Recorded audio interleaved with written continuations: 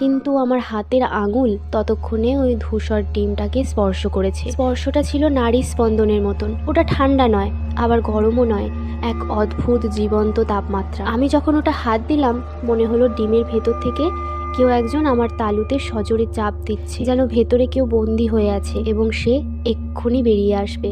আমি আতঙ্কে ডিমটা পানিতে ছুঁড়ে মারলাম। সেই সাথে সাথেই সারা হালদা নদী 1 সেকেন্ডের জন্য স্থির হয়ে গেল। ঢেউ থেমে গেল, বাতাসের শো শো শব্দ বন্ধ হয়ে গেল, চারপাশ একদম নিঝুম। তারপর দূর অন্ধকার থেকে ভেসে এলো একটা ডাক, রাশেদ, ঘরে আয় বাবা। আমার মা। বুকটা ধক করে উঠল। আমার মা বাড়িতে, জীবন্ত এবং সুস্থ, অথচ এই মাঝ নদীতে তার কণ্ঠস্বর অবিকল শোনা যাচ্ছে। নয়ন পাশে বসে থরথর করে কাঁপছিল। সে বিড়বিড় করে বলল, তোরা শুনছিস? আমার ছোট বোনের গলা।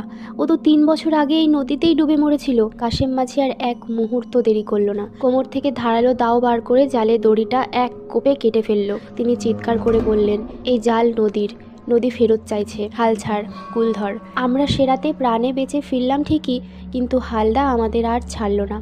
পরদিন থেকে পুরো জেলে পাড়ায় এক অশুভ ছায়া নেমে এলো। বাবলুর 5 বছরের মেয়েটা সকালে উঠে অদ্ভুত সব কথা বলতে শুরু করলো। সে নাকি জানালার বাইরে দেখেছে, মাটির নিচ থেকে নয়, পানির নিচ থেকে আলো জ্বলছে, হাজার হাজার চোখ তাকে ডাকছে। নয়ন সারাদিন একা একা বিড়বিড় করত। সে দাবি করলো রাতে ঘুমানোর সময় কে যেন ভিজে হাত দিয়ে তার পা ধরে সজোরে টান দিয়েছে। আর আমার অবস্থা ছিল শোচনীয়। মাঝরাতে কান পাতলেই আমি শুনতে পেতাম সেই কণ্ঠস্বর, রাশেদ, নিচে নাম, নিচে আয়। তৃতীয় রাতে আমাদের ডিম রাখার ঘরে আগুন ধরলো। কেউ আগুন লাগায়নি। বাবলু দেখলো সেই কালচে ডিমগুলোর ভেতর থেকে আগুনের মতন তপ্ত ধোঁয়া বের হচ্ছে। ডিমগুলো ফুটছিল, কিন্তু মাছ বেরোচ্ছিল না। ডিমের ভেতর থেকে বেরিয়ে আসছিল কুণ্ডুলি পাকানো কালো কুয়াশা, যা মানুষের আকৃতি নেওয়ার চেষ্টা করছে। কাশেম মাঝি তখন আমাদের ডিম ঘরের দাওয়ায় বসে একটা বিড়ি ধরালেন। আগুনের মৃদু আলোয় তার মুখটা মরা মানুষের মতন ফ্যাকাশে দেখাচ্ছিল। তিনি বললেন, রাশেদ, ওগুলো মাছ না, ওগুলো পানি জিন। তিনি বলতে থাকলেন,